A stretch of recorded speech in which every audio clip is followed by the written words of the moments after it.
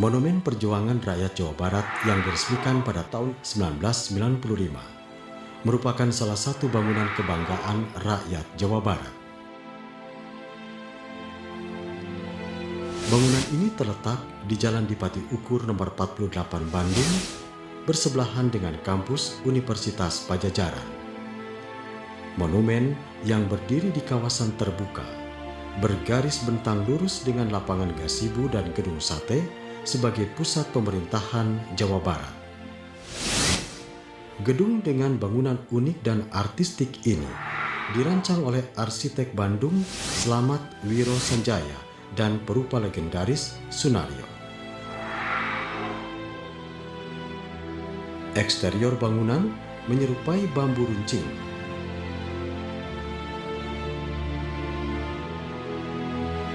Sebuah patung Garuda ekstra besar mempertegas karisma gedung ini.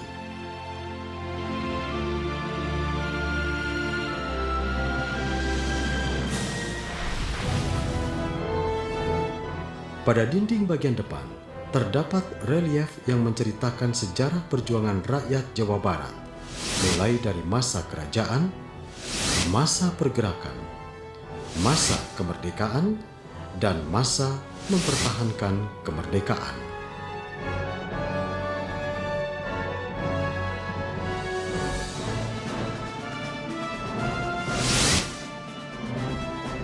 Di bawah bangunan yang menyerupai bambu runcing terdapat ruang pameran, museum, serta kantor Balai Pengelolaan Cagar Budaya, Nilai Budaya, dan Sejarah sebagai pengelola gedung.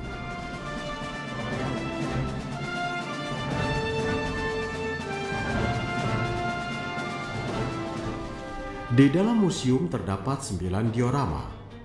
Diorama-diorama ini menceritakan tentang perjuangan Sultan Ageng Tirtayasa, pembangunan Jalan Sumedang, pahlawan nasional Dewi Sartika, Palagan Bojong Kokosan, peristiwa Bandung Lautan Api, perundingan Linggar Jati, Long March Siliwangi, peristiwa Konferensi Asia Afrika, serta Operasi Bratayuda.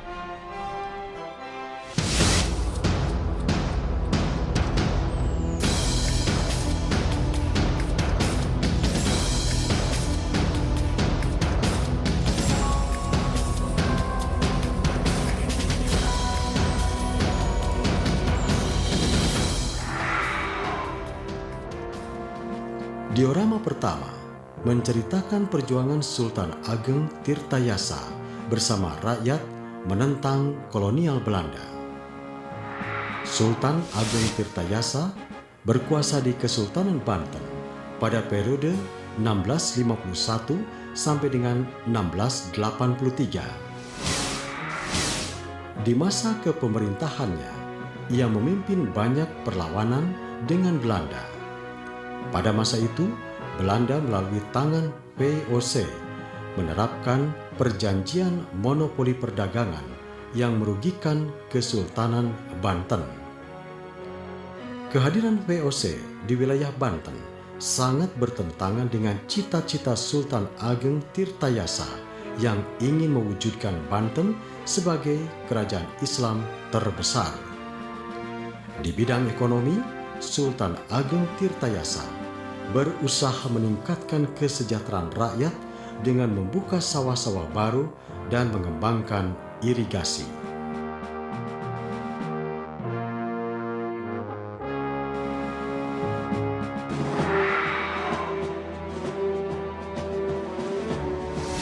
Diorama kedua menggambarkan partisipasi rakyat dalam pembangunan jalan di wilayah Sumedang yang dikenal dengan Jalan Cadas Pangeran. Cadas Pangeran adalah suatu tempat kira-kira 6 km sebelah barat daya kota Sumedang.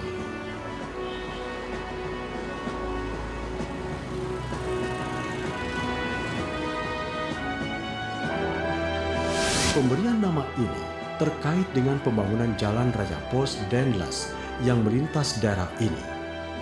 Karena medannya yang berat dalam membangun proyek besar ini, Pangeran Kusumadinata IX yang lebih populer dengan sebutan Pangeran Kornel memprotes Gubernur Hindia Belanda Herman Willem Daendels yang memprakarsai pembangunan jalan maut ini. Di hadapan para pekerja dan masyarakat Sumedang, Pangeran Cornel menyambut uluran tangan Daendels dengan menggunakan tangan kiri, sementara tangan kanannya memegang keris naga sastra. Dengan tatapan mata menantang, penguasa Sumedang ini pun menantang Daendels untuk berduel 1 lawan 1. Tantangan Pangeran Cornel meluluhkan keangkuhan Daendels yang berjanji akan mengambil alih pekerjaan pembuatan jalan oleh pasukan Zeni Belanda. Namun, selang beberapa hari, Daendels membawa ribuan pasukan kompeni untuk menghancurkan kekuatan Pangeran Cornel. Pertempuran pun terjadi. Lantaran kekuatan tak seimbang, Pangeran Cornel gugur di ujung senapan pasukan Belanda. Untuk mengenang keberanian Pangeran Cornel, rakyat Sumedang mengabadikan jalan yang melintas Bandung Cirebon ini sebagai Jalan Raya Cadas Pangeran. Diorama ketiga menceritakan tentang perjuangan Raden Dewi Sartika dalam meningkatkan harkat dan martabat wanita di Jawa Barat. Raden Dewi Sartika yang lahir pada tanggal 4 Desember 1884 merupakan anak kedua dari Raden Rangga Somanegara dan Raden Ayu Raja Permas. Kakek dari pihak ayah adalah jaksa kepala di Bandung, Raden Demang Suryadi Praja. Sementara kakek dari pihak ibu adalah Raden Arya Adipati Wiranata Kusuma keempat yang menjabat sebagai Bupati Bandung dari tahun 1846 sampai dengan 1874. Masa kecil Raden Dewi Sartika dihabiskan di Cicalengka bersama uaknya Raden Arya Suryakarta Adiningrat yang menjabat sebagai Patih Afdelin Cicalengka. Selama masa itu, Dewi Sartika melihat kondisi gadis-gadis Menak Priangan yang tidak mampu hidup mandiri dan buta huruf. Pada usia menjelang remaja, Dewi Sartika beserta keluarga dibuang ke Ternate karena bapaknya Raden Rangga Somanegara dianggap melawan pemerintah Hindia Belanda. Setelah pulang dari Ternate di tahun 1902, di usianya yang baru 18 tahun, beliau mengajarkan sanak saudaranya tentang keterampilan, mulai dari merenda, memasak, hingga menjahit dan mencuci, serta tak ketinggalan pelajaran baca tulis. Tidak hanya itu, Dewi Sartika juga mengajarkan para muridnya membatik yang dapat digunakan sebagai tambahan penghasilan.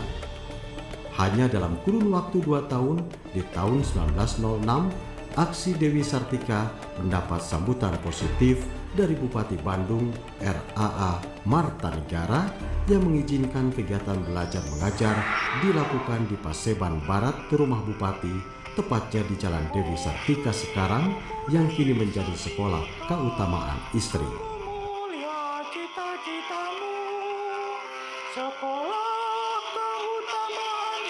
Pada tahun yang sama, Dewi Sartika menikah dengan Raden Agah Ganduruan, seorang guru di Erste Klasse School yang mendukung secara penuh kegiatan Raden Dewi Sartika. Sekolah istri Dewi Sartika semakin berkembang dan pada tanggal 5 November atas prakarsa Presiden WFL Boy Sevine dibentuk Perkumpulan Keutamaan Istri bertempat di rumah kediaman Presiden atau Gedung Pakuan sekarang. Pada masa agresi militer Belanda pertama, Raden Dewi Sartika dan keluarga terpaksa harus mengungsi ke Cineam, sebuah desa kecil antara Tasikmalaya dan Ciamis. Karena kondisi yang sakit-sakitan, beliau meninggal pada tanggal 11 Desember 1947 di usia 63 tahun dan dimakamkan di sana. Pada tahun 1950, kerangka beliau dipindahkan ke pemakaman Bupati Bandung di Jalan Karanganyar, Kota Bandung, bersebelahan dengan suaminya Raden Agah Kanduruan Suryawinata.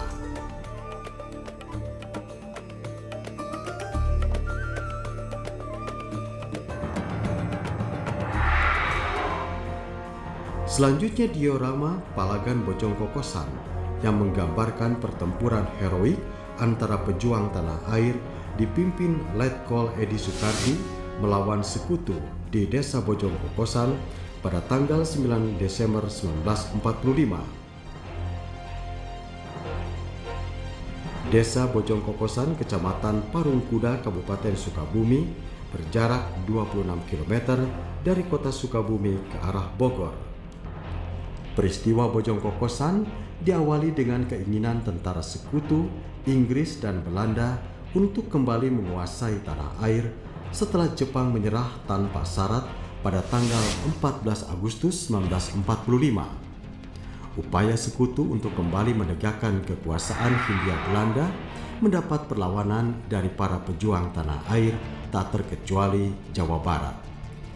Di wilayah Sukabumi pada tanggal 9 Desember 1945 terjadi penghadangan terhadap konvoi truk dari arah Bogor menuju Sukabumi, tepatnya di daerah Bojong Kokosan. Rencana konvoi tersebut adalah untuk mengambil tawanan Jepang di daerah Sukabumi dan sekitarnya. Setelah dari Sukabumi, konvoi direncanakan menuju Bandung untuk memberikan bantuan personil dan perbekalan. Karena pada saat itu di Bandung sedang ada pergolakan antara pihak pemuda dan sekutu.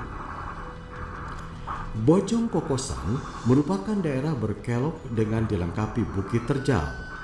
Sekitar pukul 15 waktu Indonesia Barat, 3 buah pesawat pemburu Royal Air Force Inggris terbang rendah di wilayah ini untuk mengawal konvoi sekutu. Konvoi sekutu terdiri dari ratusan truk dengan pengawalan tank Sherman, Panzerwagen, dan Brand Carrier. Konvoi sepanjang 12 km ini dinahkodai oleh tentara 5,9 Jats dari Divisi 23 India Gurkha yang merupakan tentara elit pasukan Inggris. Para pejuang bersembunyi di balik tebing, di kerimbunan semak, dan di balik batang pohon. Tepat di antara dua tebing jalan raya Bojong Kokosan, para pejuang memasang perintang jalan.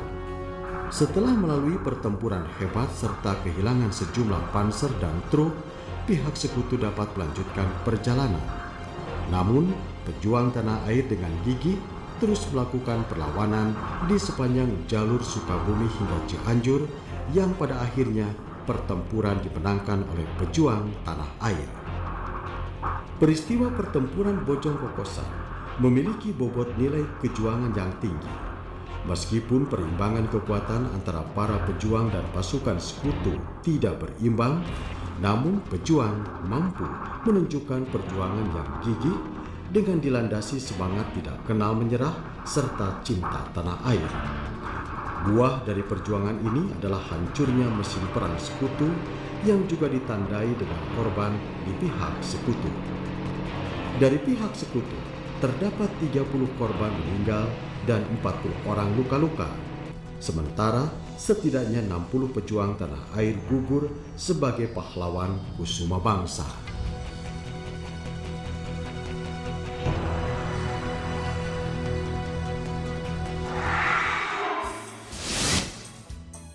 Diorama selanjutnya adalah peristiwa Bandung Lautan Api. Peristiwa yang terjadi tanggal 24 Maret 1946 menjadi istilah yang terkenal setelah peristiwa pembumi hangusan kota Bandung. Peristiwa Bandung Lautan Api diawali dengan kedatangan pasukan Inggris ke Bandung dipimpin Brigade McDonald pada tanggal 12 Oktober 1945. Kehadirannya ke tanah air adalah bersama dengan Belanda mengambil alih pemerintahan RI. Pada tanggal 21 November 1945, tentara sekutu mengultimatum penduduk kota Bandung agar meninggalkan Bandung Utara. Pada masa itu, kota Bandung terbagi menjadi dua wilayah, Bandung Utara dan Selatan, dengan batas wilayah jembatan kereta api yang berada di Jalan Viaduk yang sekarang menjadi Jalan Perintis Kemerdekaan.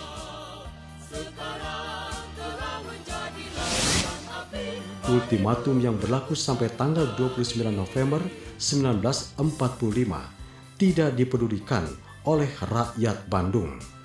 Bahkan rakyat Bandung melawan dan terjadilah pertempuran besar di sekitar pabrik Kina, Balai Besar Kereta Api, dan Kantor Pekerjaan Umum dan PTT yang kini menjadi Komplek Pemerintahan Jawa Barat, Gedung Sate.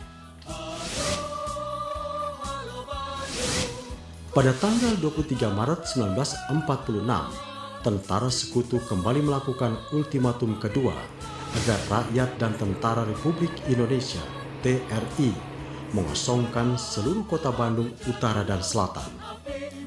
Rakyat Bandung menjawab ultimatum tersebut dengan menyerang markas tentara Inggris di Hotel Homan dan Hotel Panghegar. Lebih dari itu, tak rela tanahnya digunakan oleh tentara sekutu bersama-sama dengan Tentara Republik Indonesia (TRI) di bawah pimpinan Komandan Divisi 3 TRI Abdul Haris Nasution diputuskan untuk membumi hanguskan kota Bandung agar tidak dimanfaatkan sebagai markas sekutu. Membela cita-cita rakyat kita. Kolonel Abdul Haris Nasution pun segera memerintahkan untuk mengevakuasi warga kota keluar Bandung. Setelah rombongan penduduk Bandung mengungsi, pembakaran pun dilakukan. Dalam waktu 7 jam, sekitar 200.000 penduduk Bandung membakar rumah mereka dan meninggalkan kota menuju pegunungan di daerah selatan Bandung. Bandung pun dengan serta-merta menjadi lautan api, di mana-mana api membumbung tinggi dan membakar kota. Peristiwa Bandung Lautan Api juga ditandai dengan peledakan gudang persenjataan milik Jepang di daerah Dayakolot, Bandung Selatan. Ledakan ini menewaskan Muhammad Toha dan Muhammad Ramdan yang baru berusia 19 tahun. Peledakan gudang yang berisi 1.000 ton mesiu ini dimaksudkan agar tidak dapat digunakan oleh pihak sekutu.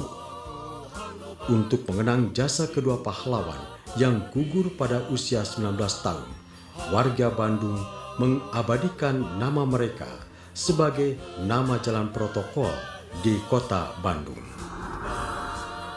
Pembumi hangusan kota Bandung dianggap merupakan strategi yang tepat dalam Perang Kemerdekaan RI, karena kekuatan Tentara Rakyat Indonesia (TRI) tidak sebanding dengan pihak sekutu yang berjumlah besar. Setelah peristiwa itu, TRI bersama milisi rakyat melakukan perlawanan secara gerilya dari luar kota Bandung, sehingga dapat merebut kembali kota Bandung. Peristiwa bumi hangus yang dilakukan rakyat merupakan ciri khas perlawanan rakyat Bandung terhadap pendudukan tentara sekutu. Aksi ini menggambarkan jiwa rela berkorban rakyat Bandung yang luar biasa. Dalam peristiwa ini, warga Bandung berpartisipasi aktif membumi hanguskan rumah mereka sendiri. Bersamaan dengan itu, tentara Indonesia membumi hanguskan perkantoran serta gedung.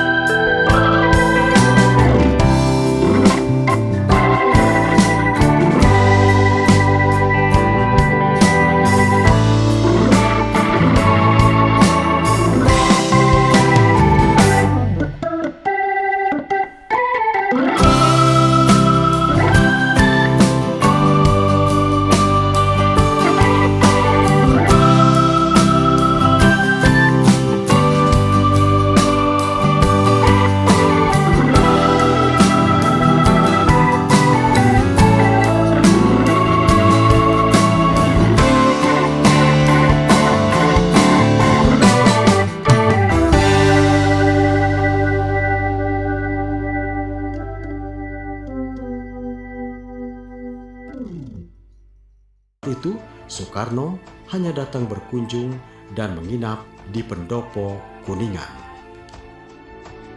Kopi naskah hasil perundingan Linggarjati yang telah diperbesar terpajang di gedung ini. Sementara kopi aslinya tersimpan di arsip negara.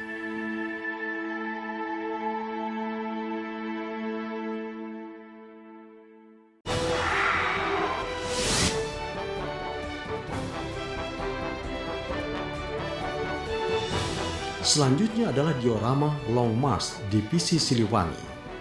Peristiwa Long March Siliwangi diawali dengan pelanggaran tentara Belanda atas keputusan perundingan Linggarjati dengan melancarkan agresi pertama tanggal 21 Juli 1947.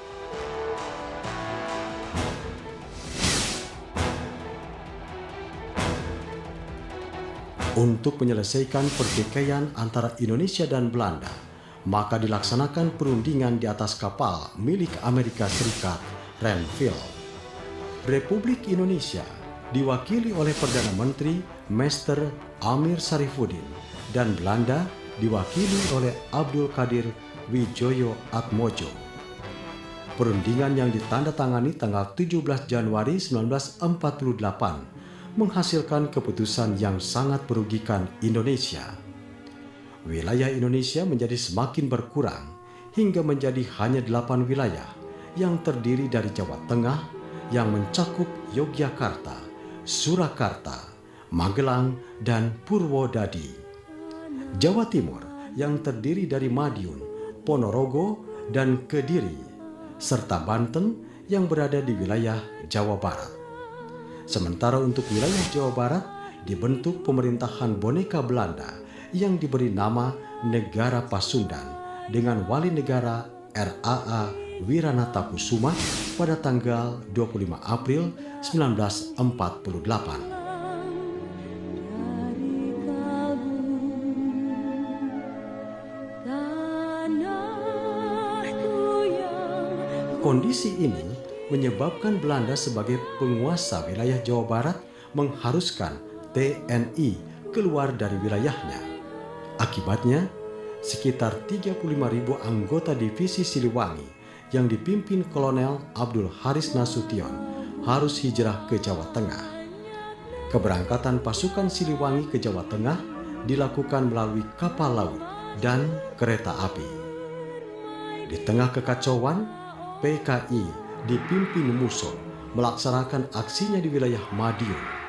Panglima Besar RI Sudirman kemudian memerintahkan divisi Siliwangi yang ada di Jawa Tengah untuk menumpas pemberontakan PKI di Madiun. Meski dalam kondisi lelah karena baru hijrah dari Jawa Barat, pasukan divisi Siliwangi di bawah pimpinan Mayor Sambas berhasil menumpas gerombolan PKI dan merebut kembali Madiun hanya dalam waktu 11 hari. 3 bulan setelah kudeta PKI, Belanda melakukan agresi militer kedua pada tanggal 19 Desember 1948 dengan menyerang ibu kota RI, pada masa itu Yogyakarta. Dalam penyerangan itu, Belanda berhasil menangkap Presiden Soekarno dan Muhammad Hatta. Mereka dibuang ke Pulau Bangka. Tertangkapnya Soekarno-Hatta bukan berarti berakhirnya pemerintah Republik Indonesia. Berkat kegigihan Panglima Besar Jenderal Sudirman dalam melakukan perang gerilya, bangsa Indonesia terbukti masih mampu menjawab tantangan agresi militer Belanda. Padahal pada saat itu kondisi beliau sedang sakit parah dan harus ditandu keluar masuk hutan. Guna meningkatkan aksi gerilya TNI di Jawa Barat, Panglima Besar Jenderal Sudirman memerintahkan tentara Siliwangi untuk kembali ke Jawa Barat. Perjalanan kembali tentara Siliwangi dari Jawa Tengah ke Jawa Barat tidak sama dengan saat hijrah agresi militer pertama dari Jawa Barat ke Jawa Tengah. Ketika hijrah ke Jawa Tengah, mereka diangkut dengan kapal laut dan kereta api. Perjalanan kembali ke Jawa Barat bersama keluarga harus dilakukan dengan berjalan kaki sepanjang kurang lebih 300 km. Perjalanan kembali ke Jawa Barat yang penuh perjuangan dengan berjalan kaki melalui hutan, gunung, dan bukit, serta sungai ini disebut dengan Long March Siliwangi.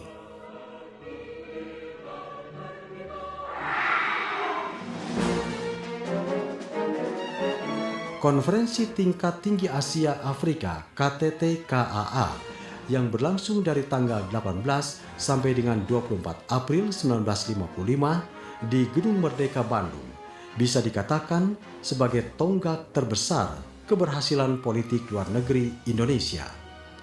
Pada saat itu, Indonesia baru 10 tahun merdeka, dan selama 10 tahun kemerdekaannya dipenuhi dengan agresi militer Belanda dan sekutu yang ingin kembali menguasai tanah air. Kegiatan ini merupakan sebuah konferensi antara negara-negara Asia dan Afrika yang baru saja memperoleh kemerdekaan.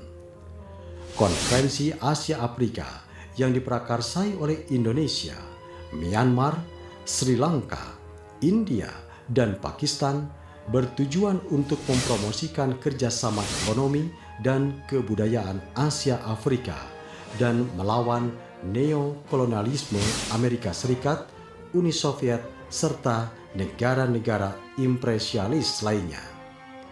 Pimpinan besar yang hadir pada konferensi Asia Afrika antara lain Nehru dari India, Zhou Enlai dari RRC, Norodom Sihanouk dari Kamboja, UNU dari Burma, Muhammad Ali dari Pakistan, dan Gamal Abdul Nasser dari Mesir.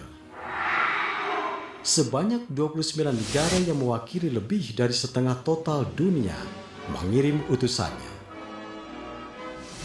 Konferensi Asia Afrika menghasilkan Dasar Sila Bandung atau 10 poin hasil pertemuan. Pernyataan Dasar Sila Bandung berisi tentang dukungan bagi kedamaian dan kerjasama dunia. Konferensi Asia Afrika mendasari terbentuknya gerakan non-blok pada tahun 1961. Gedung Konferensi Asia Afrika KAA atau Gedung Merdeka berlokasi di Jalan Asia Afrika, Bandung. Gedung yang dibangun pada tahun 1895 dirancang oleh dua arsitektur Belanda, Van Halen Las dan C.V. Schumacher.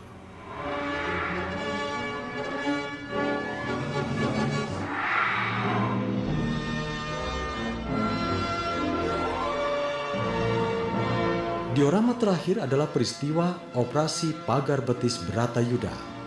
Operasi ini dilakukan oleh Kodam 6 Siliwangi yang sekarang menjadi Kodam 3 Siliwangi untuk menumpas gerombolan DITII di bawah pimpinan Kartosuwiryo yang ingin mendirikan Negara Islam Indonesia atau NII. Di bawah pimpinan Panglima Siliwangi Mayor Jenderal Ibrahim Aji, Operasi Pagar Betis menugaskan tentara ke wilayah pegunungan sekitar Garut. Di puncak gunung, tentara bersama rakyat membangun gubuk darurat sebagai tempat beristirahat sekaligus berfungsi sebagai pos penjagaan. Posisi gubuk diatur sehingga setelah 4 gubuk yang ditempati rakyat, terdapat sebuah gubuk yang ditempati tentara. Rangkaian gubuk ini merupakan pagar betis yang membatasi antara masyarakat dengan gerombolan DITII. Keberadaan pagar betis ini mempersempit ruang gerak gerombolan DITII. Pada tanggal 4 Juni 1962, di bawah pimpinan Letda Suhanda, pasukan bergerak ke arah Kawah Kamojang dan berhasil menangkap Kartosuwiryo. Tertangkapnya Kartosuwiryo merupakan peristiwa bersejarah dan puncak keberhasilan Kodam Siliwangi yang menggambarkan bersatunya tentara dengan rakyat. Bisa jadi lahirnya moto Siliwangi adalah rakyat Jawa Barat dan rakyat Jawa Barat adalah Siliwangi, berawal dari peristiwa penumpasan DITII melalui Operasi Pagar Betis Bratayuda.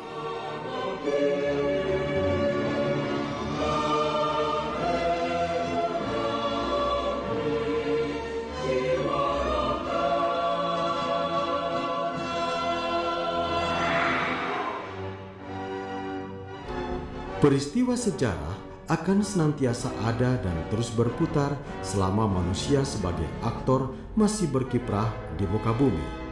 Peristiwa sejarah bangsa Indonesia menggambarkan betapa rumitnya perjuangan bangsa Indonesia untuk merdeka dan mempertahankan kemerdekaan. Kini, setelah beberapa dekade kita merdeka, sudah saatnya mengisi kemerdekaan dengan kerja keras dan keikhlasan yang tinggi dalam membangun bangsa. Dengan demikian, perjuangan para pendahulu yang telah mewariskan suasana damai bagi generasi berikutnya menjadi tidak sia-sia.